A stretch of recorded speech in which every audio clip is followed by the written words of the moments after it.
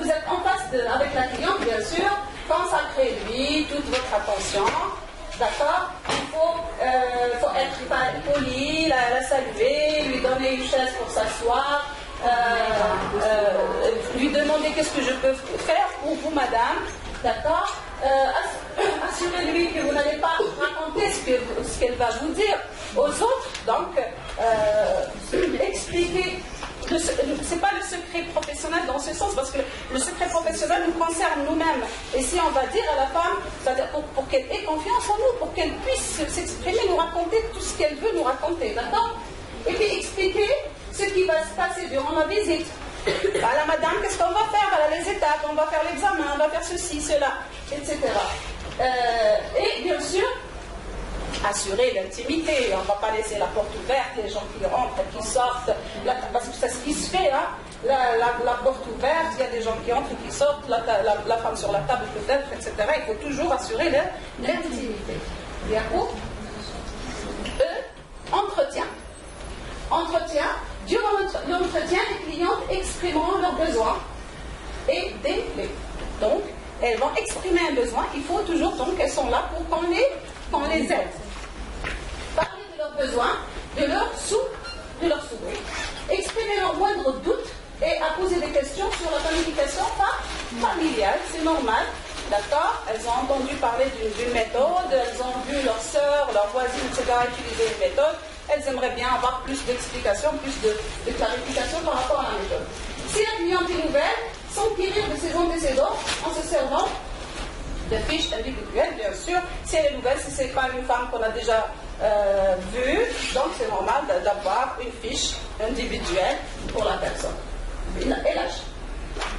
Nombre de grossesse, nombre de naissance, nombre d'enfants, utilisation, bien sûr, ça normalement vous l'avez dans votre fiche que vous remplissez. Voilà, les antécédents médicaux, expliquer, demander des informations pour l'aider à choisir la meilleure méthode. S'il s'agit d'une demandez-lui s'il n'a rien changé depuis la dernière visite. Si c'est une femme qu'on a déjà vue qui revient pour une visite, donc ici on va commencer par est-ce que tout va bien par rapport à la méthode qu'il est en train d'utiliser.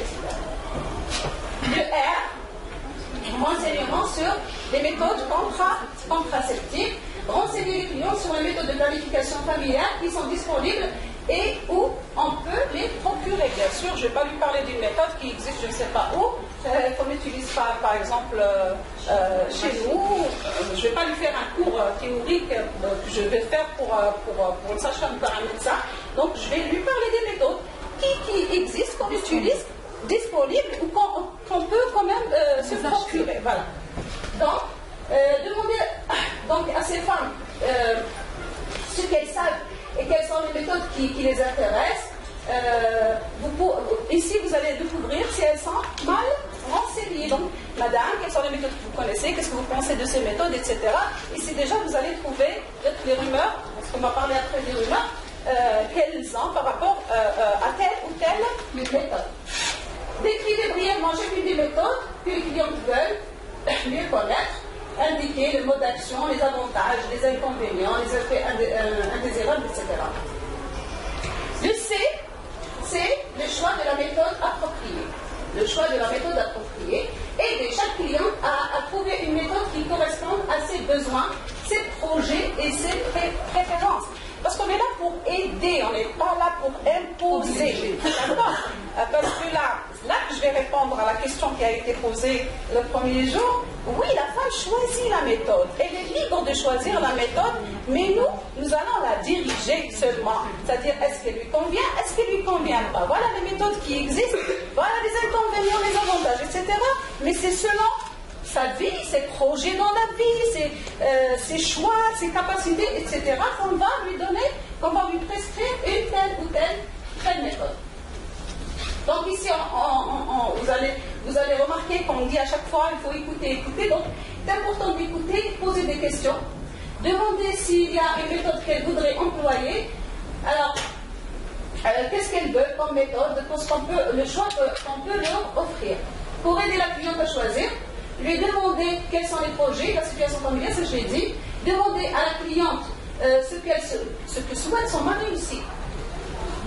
Bien sûr, quand je parle avec une femme, la vie de son mari aussi, il est important pour l'aider à choisir quelque chose qui ne sera pas refusé après par le mari, pour qu'elle n'ait pas après des problèmes. Demandez-lui quelque chose qu'elle ne comprend pas, s'il faut répéter les informations. Il faut que l'information passe. Certaines méthodes ne sont pas sans danger pour certaines personnes. Informer la cliente et l'aider ensuite à choisir une autre méthode. Même si ça constitue un danger, on ne va pas cacher les effets secondaires, etc. Voilà, madame, ce qu'il y a. Voilà, c'est-à-dire c'est pas de danger, on ne peut pas parler réellement de danger. Les risques, les inconvénients, etc. Il faut en parler. Vérifier si la femme a pris des décisions précises. Les méthodes contraceptives doivent être présentées de façon neutre et objective, ce que je viens d'expliquer. D'accord, la cliente doit avoir le droit de faire un choix. Elle a le droit de faire un choix qui peut être différent de celui proposé par le prestataire. D'accord? Changer son choix en tout temps, tout en respectant les contre-indications. D'accord? Elle a le droit de choisir. J'ai une méthode, la sage-femme me propose une méthode, j'ai le droit de choisir une autre méthode, c'est mon droit. J'ai le droit de changer de méthode, c'est mon droit, mais seulement il faut toujours faire attention aux contre-indications. C'est l'explication sur la façon d'utiliser une méthode. Après, la cliente ait choisi une méthode, lui fournir le produit. Fournir le produit s'il existe à la PMI, sinon lui prescrire, on va l'acheter, ça dépend maintenant des PMI. S'il n'est pas immédiatement disponible, il faut... Ça dépend, ici ça dépend. Peut-être qu'elle va revenir, il va y avoir le stock, je ne sais pas. Ça dépend de la PMI, comme je l'ai dit. Pour certaines méthodes, telles que la ligature d'écran, on demande à la cliente d'amener bien sûr son mari. Ici, c'est une décision qui va se prendre en couple pour signer le formulaire de consentement et expliquer au couple le contenu du formulaire. Et quand on lui donne le formulaire, il faut expliquer toutes les lignes qui existent dans le formulaire. Expliquer comment utiliser la méthode. Demander à la cliente de répéter les instructions. Pour s'assurer qu'elle a compris. Décrire les effets secondaires possibles. Éviter de revenir si nécessaire. D'accord? Demander à la cliente de répéter les informations, si possible donner à la cliente une documentation concernant la méthode contraceptive, informer la cliente à quel moment elle devra revenir pour une visite de suivi, pour le rendez-vous. Retour. Donc le retour ici c'est les visites, c'est le suivi. Donc, demander à la femme si elle est satisfaite et continue à utiliser la méthode contraceptive. Demander s'il y a des effets secondaires. Si les effets secondaires sont légers ou sont rassurer la cliente en lui disant qu'ils sont bénignes, lui suggérer ce qu'il est possible de faire pour les dissiper quand ils sont légers. Si les effets secondaires sont graves, référer la femme pour une prise en charge. Demander comment la cliente utilise la méthode, bien sûr, peut-être qu'elle l'utilise mal. Vérifier qu'elle utilise correctement. Donc, demander des questions à poser si la cliente veut changer de méthode. L'informer des problèmes, donc des méthodes, et l'aider à choisir une. Ne pas oublier que changer la méthode aussi, comme on l'a dit, n'est pas, dans certains endroits, ce n'est pas une mauvaise chose. Si la cliente désire une grossesse, l'aider à arrêter sa méthode et lui conseiller d'aller à la consultation prénatale pendant bien sûr la grossesse. On fait toujours attention. Oui, vous allez arrêter, vous allez tomber enceinte. Donc attention, il faut faire le suivi de votre grossesse. Donc, ça, concernant le counseling. Maintenant, par rapport aux valeurs personnelles, les valeurs qui sont différentes d'un prestataire, d'une prestataire à une autre. Donc, les qualités d'un conseiller. Le conseiller ici, c'est le prestataire, donc ici, c'est la sage-femme. D'accord? Accueillir avec respect. Avec respect. Donc, accueil, oui, respectueux. Traite la cliente. Pardon, Madame Abdelaziz. Quand elle évoque l'accueil avec respect, n'hésitez pas à se lever et à aller lui ouvrir la porte. Alors, laissez-la marcher devant vous. Elle va le conseiller.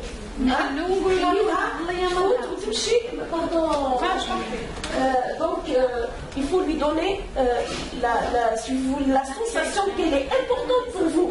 Elle te trouve dans l'individualisation des soins. Aujourd'hui, je n'ai que toi. Je reçois que toi. D'accord? Donc, au quitte le bureau, tirez la chaise. Elle va s'ouvrir à vous. Oui. Donc, on a dit respect des valeurs de la cliente. Respect des valeurs personnelles de la cliente. Ça dépend où est-ce qu'on est, dans quelle société on est, on a affaire à qui ethnique, voilà, c'est ça. Il faut respecter les valeurs de la personne. Bonne communication. C'est quoi la bonne communication? C'est m'aider à trouver mes propres solutions sans m'imposer les siennes. Tu m'aides, mais tu m'aides pour c'est ça la bonne communication dans ce cas. Donc il faut être patient, positif et l'écoute, attentive. L'origine d'une valeur. Donc, quand on parle de valeur, on a parlé de valeurs. Quelles sont là? Parce qu'on ne peut pas passer comme ça inaperçu. On a dit il faut respecter ces valeurs, donc il faut expliquer les valeurs, c'est quoi. Donc voilà. Alors l'origine, c'est quoi les origines de valeurs? C'est la culture, les expériences et donc les personnes influentes. Nous avons les parents, nous avons l'entourage proche, les éducateurs, le conjoint, les religieux, etc. Qu'est-ce qu'une valeur? Quel est le rôle des valeurs dans notre vie? Ça m'a intéressé et j'ai voulu vraiment le mettre et en parler. Où est-ce qu'elle est la dame? Elle n'est pas venue aujourd'hui. Bon, elle n'est pas la seule, c'est tout le monde qui est concerné. C'est vous, quand on parle par exemple de la discussion qu'on a eue la dernière fois, ça concerne tout le monde, ça ne concerne pas que vous. C'est-à-dire, on parle d'une manière générale, c'est-à-dire les valeurs ici. Quand je vous ai répondu la dernière fois, je vous ai dit, c'est-à-dire c'est à nous de nous adapter à la société là où on est. Voilà, la société là où on est, le groupe là où on est, c'est pas à la personne de s'adapter à nous. D'accord? On est là pour servir, pour rendre service, les prestataires. D'accord? Donc ici, les valeurs. Les valeurs, vous savez, les valeurs ne représentent ni la vérité ou les faits. Une valeur, c'est pas une vérité ou un fait, ni des mensonges. Nos mauvaises croyances. Elles symbolisent ce que nous estimons, ce que nous chérissons, et dans ce sens, elles ont tendance à guider. Donc, parce que nous chérissons ça, donc ça nous guide dans notre vie. D'accord? Ou à se manifester dans nos actions et dans les jugements que nous portons aux différentes situations et aux autres aussi. On juge les situations, on juge aussi les autres. Ça c'est l'être humain. Alors, une vérité est un fait, c'est la différence entre la valeur et la vérité, elle peut être ou ne pas être en accord avec les valeurs des uns et des autres. D'accord? Les types d'interaction interpersonnelle, c'est très important ici, l'interaction, parce qu'on travaille tout le temps avec des gens qui viennent, donc c'est toujours la communication, l'interaction. L'interaction, dans le conseil, il faut avoir un comportement d'adulte, parce que ici il y a plusieurs, on va le voir, ce qui suppose que le client assume le rôle d'adulte et donc elle prend sa responsabilité pour sa situation et sa prise de décision. Les trois aspects de la personnalité, nous avons l'enfant, comment il réagit, c'est-à-dire, parce qu'on a dit, il faut agir comme un adulte, donc il faut savoir qu'est-ce qu'il y a derrière. Pour l'enfant, il réagit avec ses sentiments, soit il est obéissant, soit il est rebelle. Les parents donc, limitent le comportement des enfants et des autres. Par exemple, l'autorité chez le nourrisson. L'adulte, il réagit avec la logique et il est rationnel. Normalement, c'est ça. Quand on dit qu'il faut agir comme adulte, voilà ce qu'on veut dire, c'est qu'il faut qu'il soit rationnel. Rationnel et logique dans son comportement, dans ses agissements, dans son interaction avec l'autre. Voilà. Et c'est les obstacles à la communication. Quand on parle d'obstacles, elle ne nous écoute pas, comment dirais-je, tous les mots que j'ai entendus hier, elles ne nous écoutent pas, elles font le contraire de ce qu'on leur dit, je ne sais pas, nous agressent des fois, elles ramènent leur mari pour nous agresser, etc. Donc il y a toujours, parce qu'il y a un obstacle à la communication quelque part.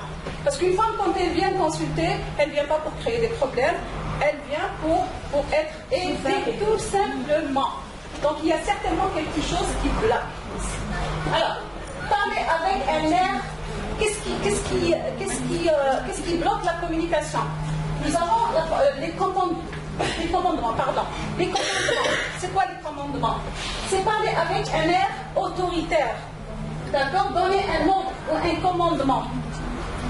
Elle vient, c'est-à-dire je vais être autoritaire avec elle, je vais lui donner des ordres, etc. C'est parce qu'elle cherche elle. D'accord? Par exemple, ça m'est égal ce que vous pensez, il faut le faire. Ça m'est égal ce que vous pensez, il faut le faire. Ça s'arrête là. Non. D'accord? Ça va bloquer la communication. Par exemple, ne fais pas ça. Sans expliquer pourquoi, D'accord? Ça, c'est un commandement. Ayez confiance en nous. Même cette expression. Ayez confiance en nous. Non. C'est-à-dire, tu ne vas pas m'ordonner d'avoir confiance en toi. Il faut m'aspirer. Il faut m'aspirer confiance. D'accord? Les sentiments que ces réponses peuvent provoquer. Donc, là, je réponds de cette façon. Voilà ce que je vais avoir comme sentiment. La crainte. Il y a une femme qui va avoir peur. La révolte. Il y a une autre, parce que ça dépend des personnalités, ça dépend de beaucoup de choses. Elle va se révolter. L'autre, elle va avoir l'impression que les sentiments n'ont pas d'importance. Ces sentiments n'ont pas d'importance. Sarah n'est pas écoutée, etc. Frustration. Elle veut dire quelque chose, elle veut communiquer, elle veut exposer son problème, on ne la laisse pas. On coupe la communication ici, donc elle va se sentir frustrée. Les menaces. On a parlé de commandement, les menaces. Les menaces, dire à la cliente les conséquences fâcheuses qui vont arriver si elle fait ou elle ne fait pas quelque chose. Par exemple, si vous ne voulez pas faire un examen gynécologique, je ne vais pas vous donner une méthode contraceptive. Vous le faites. Je suis certaine que vous le faites. C'est-à-dire, oui, c'est dans le bon sens. Pas tout, mais certainement c'est fait. C'est-à-dire, c'est dans le bon sens. Oui, je dois faire un examen gynécologique. Je ne peux pas prescrire comme ça seulement. Il faut que j'examine. Il faut que, si c'est nécessaire, je vais donner des examens de labo, etc. à faire, des échographies, etc. نحاول ساعات وحده ما توليتوش يبا ما تقوليش مزيان نقولها الخطره هذه ما بغيتيش نتوشي شوفوا ما كانش même un animal quand on se comporte معاه il se laisse ما كاينش منها سلوك c'est un problème de comportement un examen gynécologique peut-être هي ما كانتش بريباري روحها هي قولي مانيش واجده المره الجايه.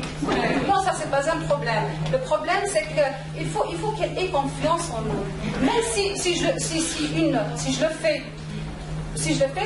c'est dans le bon sens, c'est-à-dire il y a quelque chose de bien derrière, mais je le fais mal, je suis maladroite, d'accord?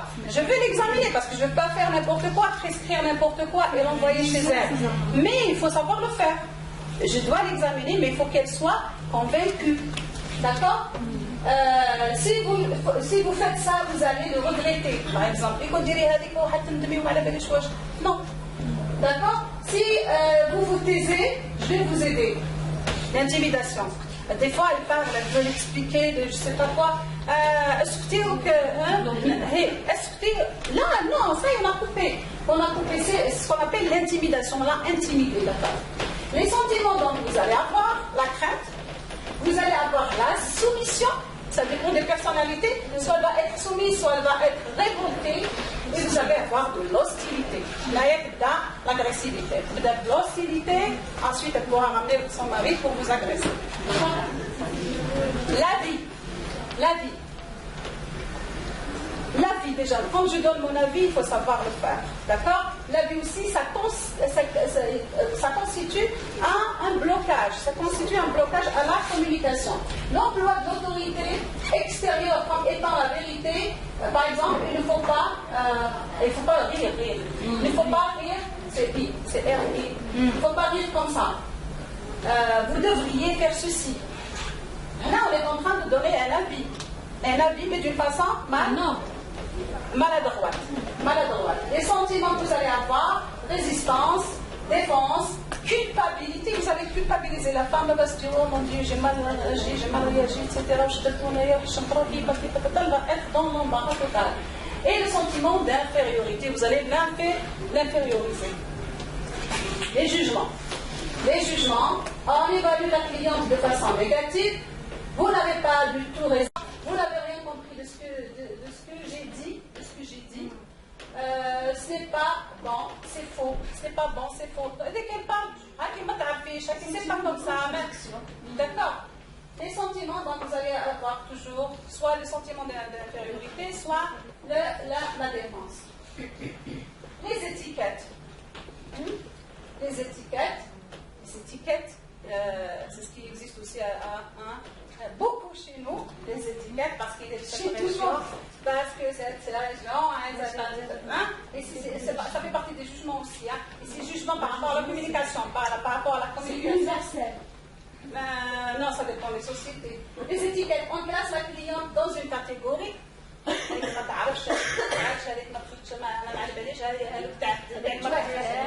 région, régionalisme, etc. Alors, vous les femmes, vous êtes toutes pareilles. C'est une étiquette. Toutes les femmes sont pareilles. Vous comportez comme les enfants. Ceci peut provoquer un sentiment aussi d'infériorité. Les interprétations, tout ça il faut l'éviter. Tout ça, ce que je suis en train de dire, il faut l'éviter dans votre communication, dans le counseling. Inch'Allah, que vous allez faire, vous allez utiliser maintenant dans vos milieux de travail. Le prestataire dit les intentions, les sentiments de la cliente. Là, j'interprète. Elle me parle et moi j'interprète, c'est-à-dire j'interprète même les sentiments, ce qu'elle ressent. Par exemple, vous dites cela, vous me dites cela pour me gêner. Pour me gêner. Vous ne croyez pas cela? La femme est en train de parler, je vais lui dire, vous me dites ça pour me gêner, n'est-ce pas? Les sentiments que les réponses peuvent provoquer, si c'est correct, c'est-à-dire elle l'a fait, la femme elle l'a fait, la femme vous allez la mettre dans l'embarras, donc vous allez bloquer la communication. Si c'est pas correct, vous allez bien sûr créer une hostilité, une colère. Maintenant, la compassion, attention, parce que si on parle de jugement, vous allez voir que c'est péjoratif. Mais si on parle de compassion, vous allez vous dire, non, la compassion, quand même, on est des humains. Mais non, la compassion aussi peut être un blocage, peut bloquer la communication. Donc, le prestataire partage la peine de la cliente sans l'aider à résoudre son problème. Et néglige l'importance de ce problème. C'est-à-dire, il se met, lui, au centre. D'accord? Au lieu qu'il règle le problème en lui-même, parce qu'on a dit qu'il faut qu'il agisse comme adulte, raisonnablement, il faut qu'il raisonne logiquement. Donc, s'il est là, oui, c'est bien de compatir, mais il faut aider. La femme n'a pas besoin de voilà, exactement. Ne vous en faites pas, par exemple. Il va lui dire, ne vous en faites pas, tout ira pour le mieux. Faites, ça. Tout ira pour le mieux et ça s'arrête là. Ne vous en faites pas. Ce n'est rien. Ce n'est rien. Moi aussi, j'ai eu la même chose. Cela va passer. C'est pas ce que la femme cherche, en fait. D'accord? Les distractions. Le prestataire distrait la cliente de son problème. Par exemple, nous avons déjà discuté de tout cela. Elle va vous répéter que c'est un problème qui la gêne réellement chez elle. Elle vient quand même, elle répète. D'accord? Elle vous répète, elle essaie de vous réexpliquer. Et vous, qu'est-ce que vous allez dire? Donc, ici, il y a une certaine distraction. Vous allez dire, on a déjà parlé de tout cela. Oubliez ça. Parlons maintenant d'autre chose. Donc, le sentiment que ça va provoquer, le refus et le sentiment d'avoir tort. C'est-à-dire, vous allez donner à cette femme le sentiment qu'elle est à côté de la plaque. Donc, dans tout ça, il faut savoir, on a parlé tout, c'est-à-dire dès le départ, de l'écoute. L'écoute, il y a l'écoute, ce qu'on appelle l'écoute active. Écouter d'une façon active. Alors, les obstacles à la communication, déjà on les a résumés ici. Donc, commandement, menace, abus, jugement, étiquette, interprétation, compassion, distraction. Il y a d'autres obstacles à la communication. Vous avez les valeurs, les différentes valeurs. Si je n'ai pas les mêmes valeurs que l'autre personne, ça peut bloquer. L'éducation, la classe, donc quand on parle de classe, j'aime pas parler de classe sociale en Algérie parce que normalement ça n'existe pas les classes sociales, c'est beaucoup plus l'instruction, c'est beaucoup plus les régions peut-être, etc. Le vocabulaire, l'apparence, vous le faites certainement, c'est-à-dire qu'il faut qu'on soit clair. L'apparence, ça dépend de ce que la femme peut être amie, comment elle s'est habillée, comment elle marche, comment elle parle, etc. On fait des jugements par rapport à ça. Donc, c'est les valeurs. Compte tenu du problème, je ne sais pas, par exemple, ici la région de Batna, par exemple, je ne sais pas, une femme qui met peut-être un mini-jupe, elle n'est pas aussi bien vue que dans la représentation sociale. C'est-à-dire ici l'apparence se diffère d'une région à une autre. Voilà, c'est l'apparence. L'apparence, elle peut être choquante ici, mais pas ailleurs. On parle toujours de valeurs, donc de valeurs, d'éducation, de religion, etc. Tout ça. Tradition.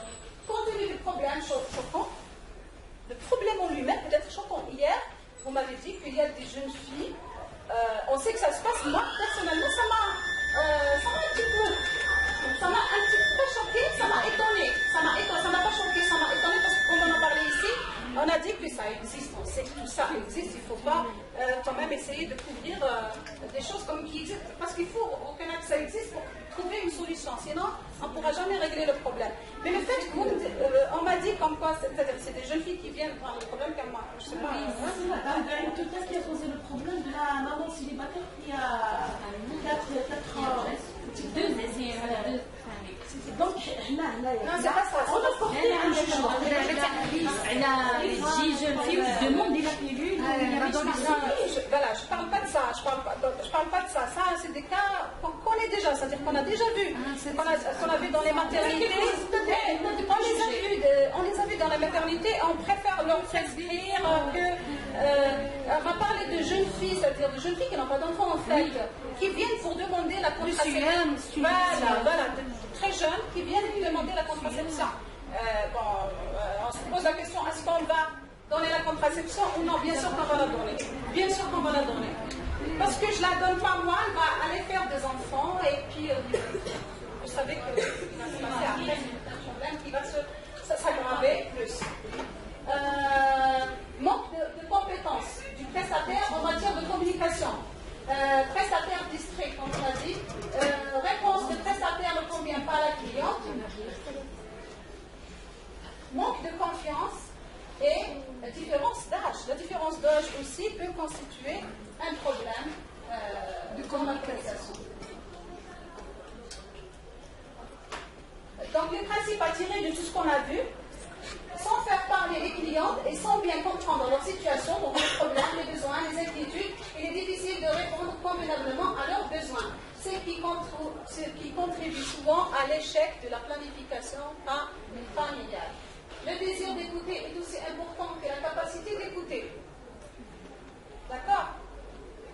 Le désir d'écouter est à la même valeur que le désir de se faire écouter. Il faut savoir écouter pour se faire aussi écouter. L'encouragement positif ou l'appui du prestataire peut réduire l'anxiété de la cliente. Un encouragement positif, ça va la mettre en confiance, donc elle sera moins anxieuse. Très peu d'informations sont retenues par les clientes et l'information mal transmise et mal comprise est une source fertile de rumeurs. Si j'explique mal, si je reçois mal, je communique mal, j'explique mal la méthode, les indications, les contre-indications, la femme va comprendre mal et c'est une source de rumeur. Que faire pour aider les femmes à retenir les informations que nous avons à communiquer? Bon, j'ai fait tout ça, c'est-à-dire tout ce qu'on a dit, j'ai bien reçu, etc. Mais il y a une manière de faire pour faire que la femme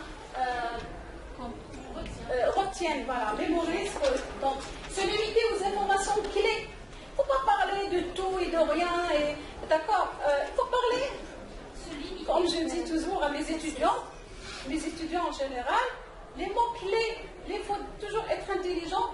Quand on parle et quand on écrit, quand on prend note, comme ça c'est entre parenthèses pour les étudiants seulement. C'est-à-dire il faut des informations clés pour qu'elles puissent retenir. Si vous lui donnez, je ne sais pas moi, voilà, une très grande quantité d'informations, peut-être qu'elle va rien oublier. Elle va écouter, après, dès qu'elle sort, elle va tout oublier. Donc c'est des informations clés.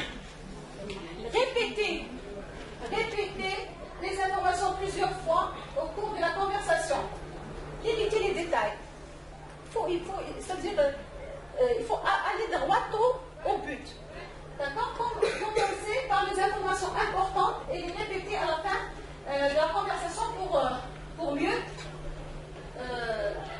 pour plus d'action, c'est-à-dire pour accentuer sur les informations. Dans la mesure du possible, relier les informations à quelque chose que la cliente connaît déjà.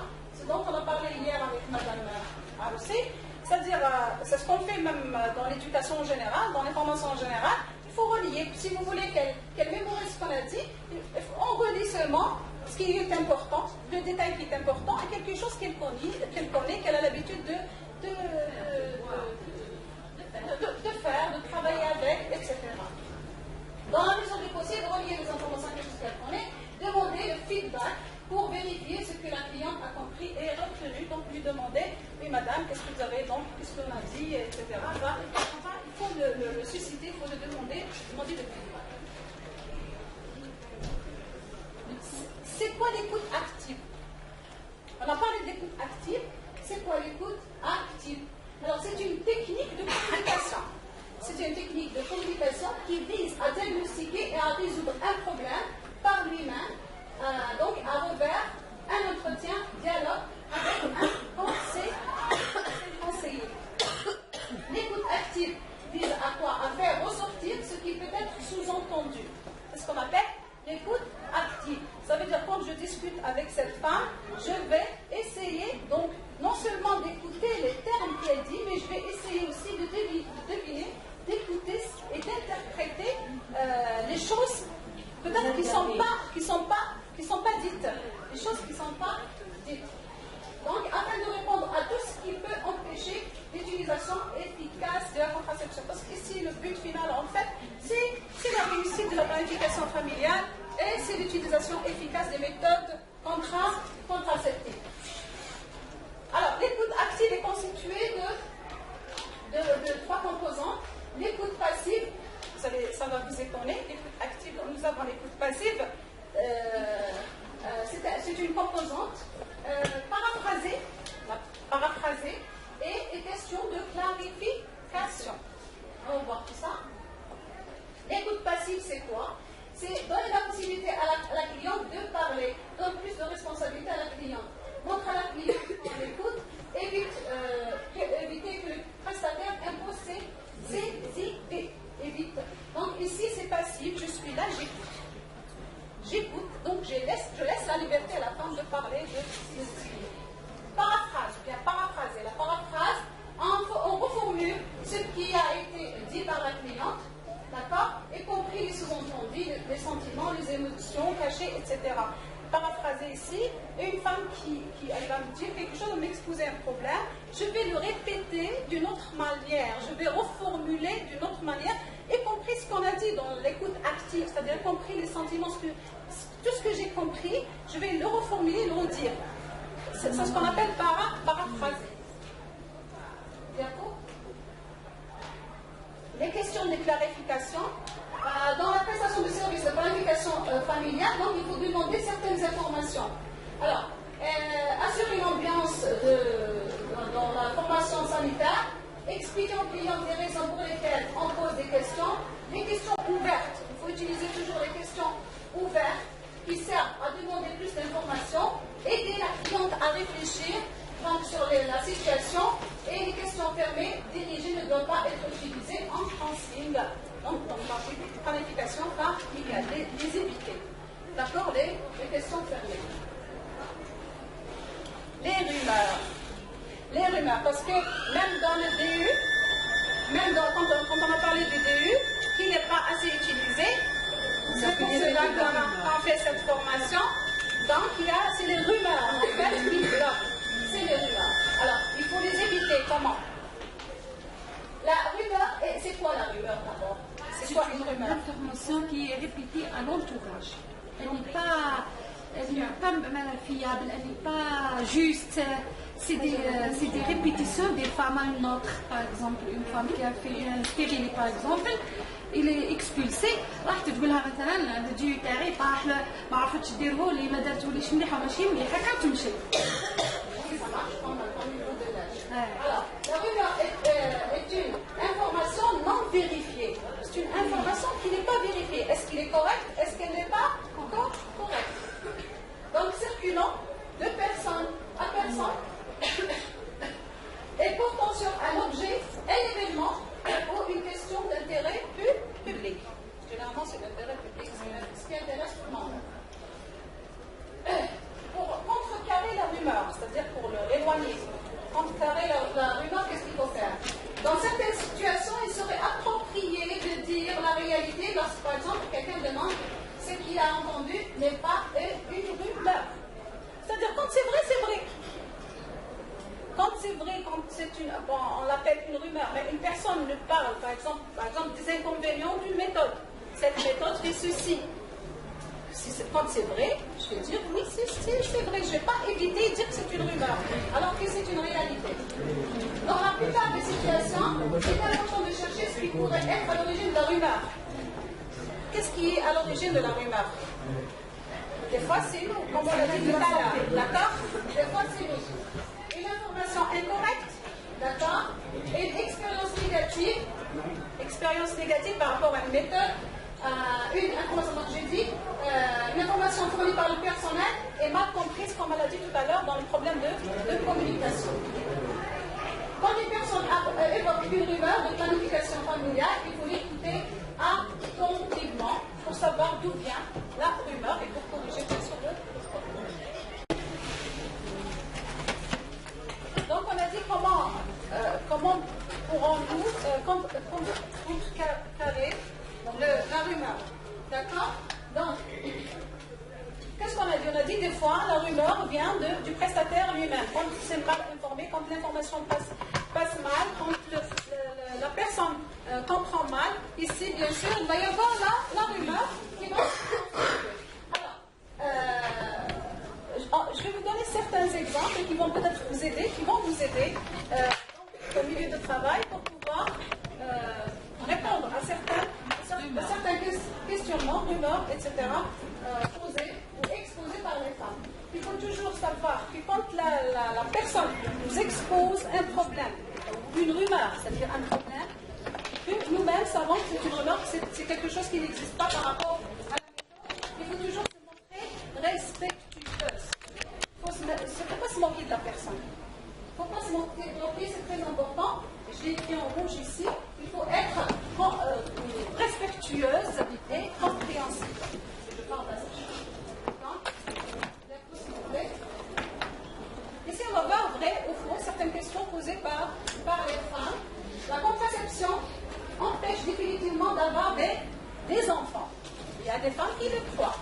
D'accord? La seule méthode qui empêche définitivement d'avoir des enfants est la ligature des femmes. Si une grossesse survient sous contraception, l'enfant peut naître avec des malformations. Il y a des femmes qui tombent enceintes tout en étant sous une méthode contraceptive. Donc leur crainte noire, c'est bien d'avoir un enfant malformé. Donc aucune méthode n'entraîne de malformation congénitale. La contraception peut entraîner une prise de poids. Seules les méthodes hormonales peuvent entraîner une prise de poids. Ça, il ne faut pas Le nier, c'est une réalité. Et chez des femmes prédisposées. S'il n'y a pas de pénétration, vous ne serez pas enceinte.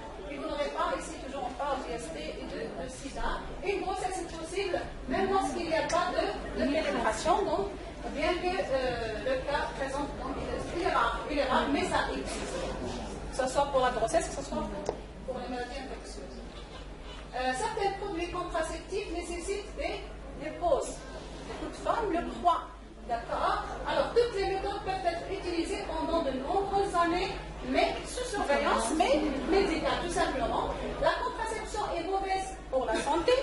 Beaucoup de femmes le croient. Elles vous disent que la contraception est mauvaise pour la santé.